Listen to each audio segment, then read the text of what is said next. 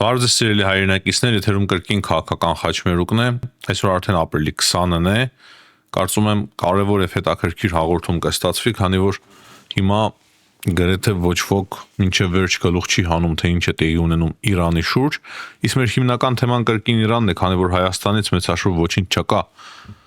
խոսելու այս պահի դրությամբ, միայն կարող եմ ասել այն, որ երեկվա հայտարարությունը տեսա Թուրքիայի արտգործ նախարար Հական Ֆիդանի կրկին օգտագործում է Զանգեզուրի միջանցք բառապաշարը, ինչը բնականաբար շատ վատ է եւ անընդունելի է մեզ համար, եւ ես նկատում եմ տենդենս, որ Թուրքիայում ավելի շատ են սկսել օգտագործել եւ օգտագործում են Զանգեզուրի միջանցք այդ հասկացողությունը, քան Ադրբեջանում կամաց կարծես սկսել են հրաժարվել այդ տերմինից, չեմ ասում ամբողջովին հրաժարվել են, բայց համեմատության մեջ շատ ավելի քիչ է հնչում այդ տերմինը Ադրբեջանում, քան Թուրքիայում, եւ դրա համար կարծում եմ պետք է համապատասխան աշխատանք տարվի նաեւ Թուրքիայի հետ, Հայաստանի իշխանությունները պետք է աշխատելիս թուրքերի հետ բացատրեն, որ դա ոչ թե Զանգեզուրի միջանցք է, այլ Թրամփի երթուղի միջազգային արդեն անվանում է ստացել, պաշտոնական անվանում է ստացել միջազգային փաստաթղթերով, երթուղին կոչվում է Թրամփի երթուղի, եւ պետք է նաեւ ինչ որ միտեղ հասկացնենք Թուրքիային, եթե ինքը նման կերպ վարվի, ապա մենք բազմաթիվ հարցեր կարող է վերանայենք։ Մենք ցկտում ենք խաղաղության, միանշանակ է, ցկտում ենք, որպեսզի սահմանները բացվեն, իմիջայլոց Հայաստանի փոխարտգործ նախարարը իր հարցազրույցների մեջ թուրքական լրատվամիջոցներին հստակ ասել է, որ Հայաստանը պատրաստ է հենց հիմա էլ բացելու հայ-թուրքական սահմանը եւ հաստատել հարաբերություններ Թուրքիայի հետ, փաստացի խնդիրը դեռևս մնում է Թուրքիան, այսինքն թուրքերը մինչև վերջ այդ որոշումը չեն կայացրել։ Եթե Թուրքիան այդ որոշումը կայացնի, ապա միանգամից կբացվի հայ-թուրքական սահմանը եւ կհաստատվեն դիվանագիտական հարաբերություններ։ Սա էր հիմնականում Հայաստանից, ինչ ուզում էի ասել, Իրանի շուրջ։ Ուրեմն ես տեսնում եմ բազմաթիվ հետաքրքիր մեկնաբանություններ մեր ալիքի տակ, ասեմ մեկ բան, որ Իրանի շուրջ տեղի ունեցողից մինչև վերջ ոչ ոք գլուխ չի հանում, անկեղծ ասեմ։ Ես դիտմամբ վերջին ժամանակներս փորձել եմ ժամանակ հատկացնել եւ տարբեր միջազգային փորձագետների լսել եւ բոլորը, գրեթե բոլորը, այսինքն նորմալ գրաքետ եւ հեղինակություն ունեցող մարդիկ ասում են այն, որ Իրանի շուրջ տեղի ունեցողից միանշանակ դժվար է գլուխ հանել։ Այնպես արագ են փոխվում իրադարձությունները, հայտարարությունները, որ ուղղակի պետք է հետևես իրադարձությունների զարգացմանը, այդ նաեւ ինֆորմացիոն հոսքի մեջ պետք է կարողանաս ճիշտը, սխալից, սուտը, շիտակից հստակ տարանջատել։ Բավականին բարդ է։ Հետաքրքիր մեկ հարց տեսա, այդ հարցին անդրադառնանք, հետո արդեն անցնենք հաղորդման բուն թեմային։ Քանի որ երեք ես խոսեցի այն մասին, թե արտգործ նախարարը Իրանի, ինչպես նաև նախագահը հիմա ավելի նվազ իշխանություն ունեցան, քան ունեին, չնայած այնպես չէր, որ իրենք շատ մեծ իշխանություն ունեին Իրանում, բայց հստակ զգացվում էր, որ ներքին խնդիրներ կային Իրանում, ներքին տարաձայնություններ, հիմա արդեն պարզ է դառնում, որ ռեժիմը ավելի ամրացավ, եթե Իրանի պաշտոնական իշխանությունները, արտգործ նախարարը, նախագահը հակված էին բանակցությունների, ապա Իսլամական կորպուսի հեղափոխության այդ պահապանների կորպուսը միանշանակ հակված չէ բանակցությունների, ավելի ծայրահեղական, մաքսիմալիստական պահանջներ է ներկայացնում Ամերիկայի Միացյալ Նահանգներին։ Դրա համար, երբ որ մենք երկու օր առաջ խոսում էինք, որ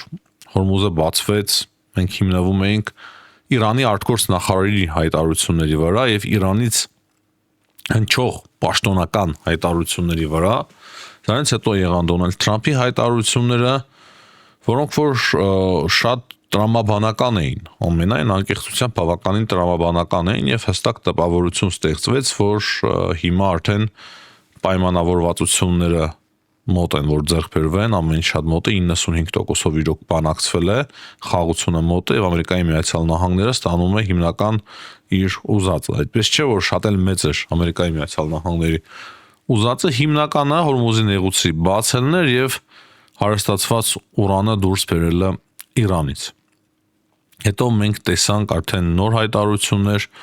նոր իրադարձությունների զարգացումներ։ Դրա համար անդրադառնամ մեր հայրենակցի մեկնաբանությանը մեր ալիքի տակ, ինչ շատ դուր է գալիս, երբ որ մարդիկ շատ շնորհքով եւ գրաքետ փորձում են իրենց տեսակետը նշել եւ նույն ժամանակ փորձում են չհամաձայնվել մեր հետ։ Նա նշում է, մեր հայրենակիցը նշում է հետեւյալը. հարգելի պարոն Այվազյան, ես կցանկանայի նշել հետեւյալ իրադարձությունները, որոնք հակասում են ձեր այն պնդմանը, որ Արաքչին եւ Խալիբաֆը անցել են հոգեվոր ռեժիմի փոփոխության միջով։ Իրադարձություն առաջին, ըստ նրա, Իրանը ներկայացրեց 10 կետ, որոնց Թրամփը կարծես թե համաձայնել է, այդ թվում Լիբանանում հրադադարի ռեժիմը։ Ուրեմն 10 կետերի մասին։ 10 կետերը, որը ներկայացրել էր Իրանը եւ որին որ համաձայնվել էր Ամերիկայի Միացյալ Նահանգները, նախ Սպիտակ տներից բարձրաբանեցին, որ դրանք լրիվ այլ 10 կետ էին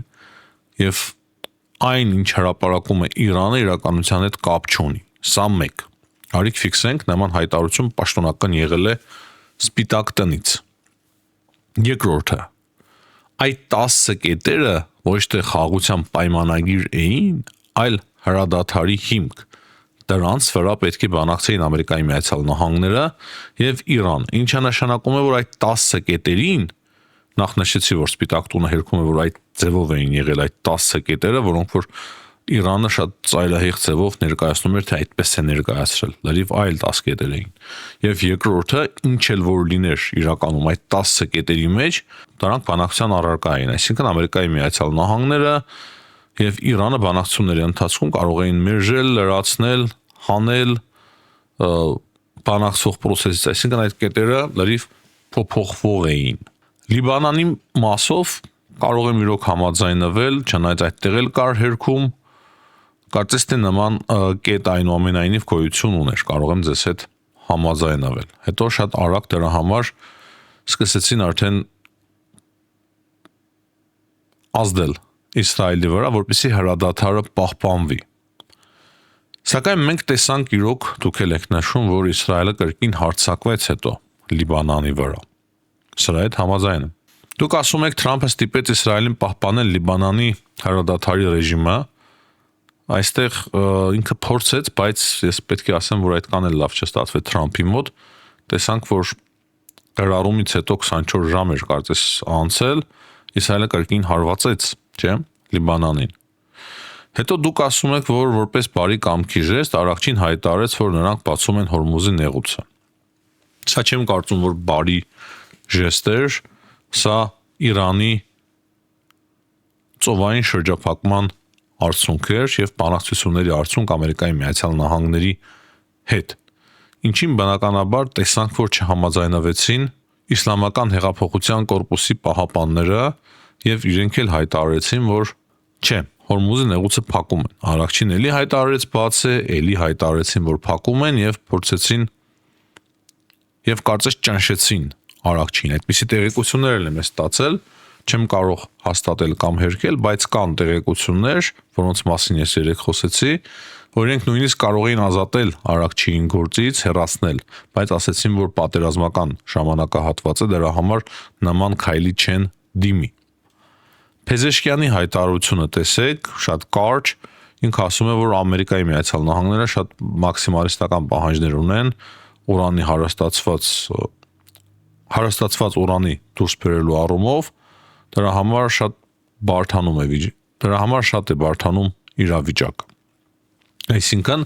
Փեզեշկյանն էլ է փորձում մեղմ հայտարարություններ անել։ Իսկ Իսլամական հեղափոխության կորպուսի պահապանները շատ սուր հայտարարություններով են հանդես գալիս։ Հիմնականում այսպես կպատասխանեմ ձեր հարցերին, 100%-ով ոչ ոք չի կարող ոչ մի բանի մեջ համոզված լինել, բայց երբ որ մենք վերլուծում ենք, թե ինչ է իրականում տեղի ունենում, մենք գալիս ենք այն եզրահանգմանը,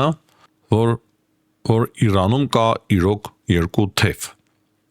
երկիշխանություն կամ կար, կարող եմ ասել կար, քանի որ հիմա ծայրահեղականները ամեն ինչ իրենց ձեռքը վերցրին։ Դրա համար մենք տեսնում ենք արդեն նոր հայտարարություններ Թրամփի կողմից։ Նախ ասեմ այն մասին, որ բանակցությունները, որոնք որ պետք է տեղի ունենային Կիրակի, հետաձգվեցին երկուշաբթի, հետո կարծես հիմա ավելի հետաձգվեցին, Ամերիկայի Միացյալ Նահանգները իր խումբը ուղարկում է Իսլամաբադ, տեղեկություններ կային, որ այդ խումբը ղեկավարելու Ամերիկայի Միացյալ Նահանգների փոխնախագահ J.D. Vance-ը, օրինակի համար Ամերիկայի Միացյալ Նահանգների դեսպանը ՄԱԿ-ում Մայք Օլսը ասում է, որ այն ղեկավարելու է J.D. Vance-ը, NBC News-ին իր տված հարցազրույցում, բայց կան տեղեկություններ, որ չէ, J.D. Vance-ը չի մեկնում Իսլամաբադ։ Հետո ստացվեցին տեղեկություններ այն մասին, որ իրանական կողմը կարող է եւ չմեկնել բանակցությունների։ Մի փոքր ժամանակ անց մենք ստացանք տեղեկություն արդեն Իրանից, որ իրականում Իրանը հրաժարվում է մասնակցել բանակցություններից, պատճառաբանելով այն, որ Ամերիկայի Միացյալ Նահանգները շրջափակման մեջ են պահում իրանական նավահանգիստները։ Սա էլ կար։ Այսինքն հիմնական խնդրեմը եւ հակասությունները Ամերիկայի Միացյալ Նահանգների եւ Իրանի միջև, Իսլամական հեղափոխության կորպուսի պահապանների միջև դա Իրանի ծովային շրջափակումն է եւ դրա համար նրանք կարծես թե համոզված չեմ կարող ասել, քանի որ տեսնում ենք թե ինչ արագ է ամեն ինչ փոխվում եւ ինչքան լրատվամիջոցների տեղեկությունները մեկ-մեկ սխալ են դուրս գալիս, նույնիսկ պաշտոնական տեղեկությունների մեկ-մեկ դժվար է հեմել։ Դրա համար ասում եմ կարծես թե Իրանը չի ուղարկում իր պատվիրակներին բանակցելու եւ ում պետք է ուղարկի, սա էլ կա։ Ում պետք է ուղարկի, եթե իրենք այլևս չեն վստահում, օրինակի համար Արաքչիին։ Բայց տեսնենք, չեմ ուզում առաջարկնել, կրկնեմ, Իրանի թեման շատ բարդ է դառնում։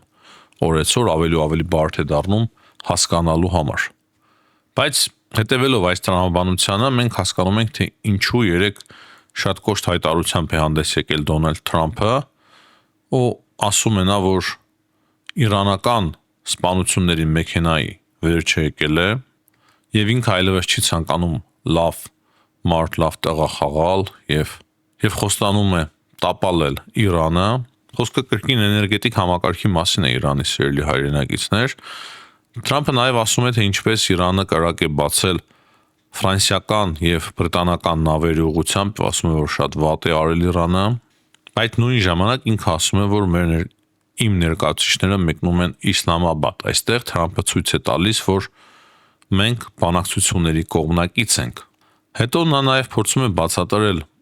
Իրանին, որ դուք ամեն օրվա ռեժիմով $500 միլիոն եք կորցնում մեր շրջափակումից, ծովային շրջափակումից, իսկ մենք ոչինչ չենք կորցնում։ Ասում է, ամբողջ աշխարհը գալիս է մեզ մոտ, Տեխաս, Լուիզիանա, Ալյասկա, իրենց նավերը գալիս են, որպեսզի մենք իրենց նավթ եւ գազ տանք։ Եվ վերջում Թրամփը կրկին ասում է, որ մենք շատ արդար պայմաններ ենք խոստանում, արդարացի խաղաղություն ենք խոստանում։ Այսինքն Թրամփը հստակ ասում է, որ Հորմուզի նեղուցի փակ լինելով մեր տնտեսությունը մեծ խնդիրներ չի ունենա։ Ձեր տնտեսությունը ավելի մեծ խնդիրներ կունենա։ Դրանից բացի, եթե դուք չհամաձայնվեք, մենք հարված կհասցնենք ձեր էներգետիկ համակարգին։ Եվ ամենակարևորը այն է, որ արդեն հետաքրքիր իրադարձություններ են տեղի ունենում Իրանի շուրջ, որոնք որ վկայում են այն մասին, որ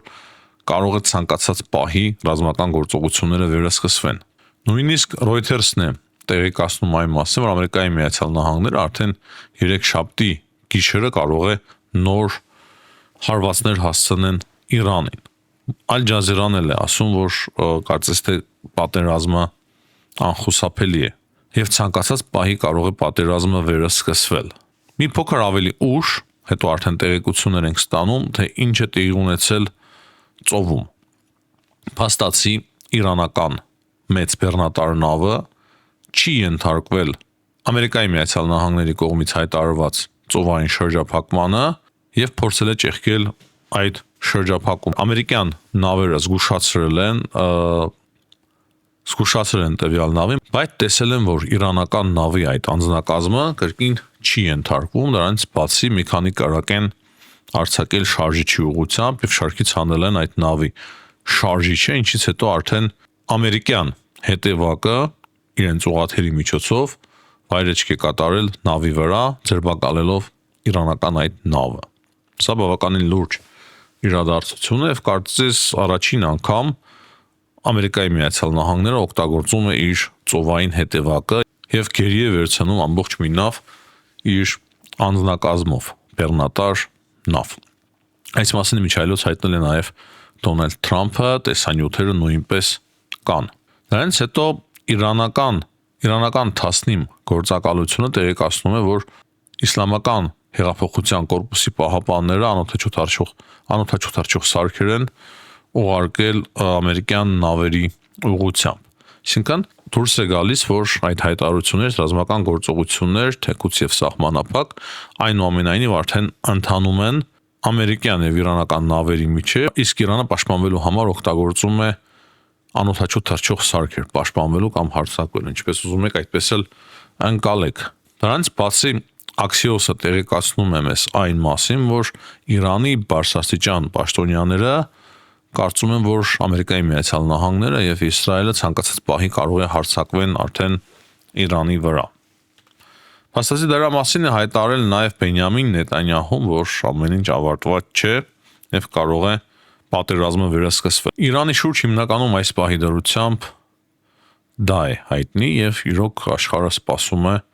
նոր իրադարձությունների զարգացման։ Իսկ Ուկրաինայից նույնպես կան մի քանի հետաքրքիր հայտարարություններ։ Ուկրաինայի շուրջ եւս կան մի քանի հետաքրքիր իրադարձություններ, հատկապես կարևոր են Զելենսկիի հայտարարությունները։ Նա ասում է, որ Պուտինը մասշտաբային մոբիլիզացիա է նախապատրաստում Ռուսաստանում, դրա համար ինտերնետի համատարած անջատումներ են տեղի ունենում։ Դրանից բացի մեզ համար շատ հետաքրքիր մեկ հայտարարություն եւս կա, ասում է, որ Կիևը հարավային Կովկասը դիտարկում է որպես համագործակցության նոր եւ կարևոր շրջան։ Նա նաեւ հայտնել է, որ կան արդեն նոր պայմանագրեր, ինչպես Մերձավոր Արևելքի երկրների հետ, այնպես էլ հարավային Կովկասի երկրների հետ, եւ խոսքը կոնկրետ ռազմական համագործակցության մասին է։ Ճիշտ ասած, այս պահի դրությամբ մի քիչ դժվար է հասկանալ, թե ում հետ եւ ինչպես է համագործակցում Ուկրաինան, կա այդ ցուցակի մեջ Հայաստանը թե չէ։ Հայաստանի մասին էր հիմնականում խոսքը, թե Ադրբեջանի, կարծում եմ Վրաստանի մասին չէր այդ խոսքը, քանի որ Վրաստանի իշխանությունների եւ Ուկրաինայի իշխանությունների միջև շատ բարդ հարաբերություններ են հիմա։ Չի ասի, որ Հայաստանի իշխանությունների հետ շատ լավ եւ ջերմ խորը հարաբերություններ կան, բայց չի էլ բացառի, որ Հայաստանի հետ նման հնարավոր համագործակցություն լինի Ուկրաինայի եւ Հայաստանի միջև, բայց Ադրբեջանի հետ կարծում եմ շատ ավելի հավանական է եւ դրա համար պետք է ավելի լավ հասկանալ, թե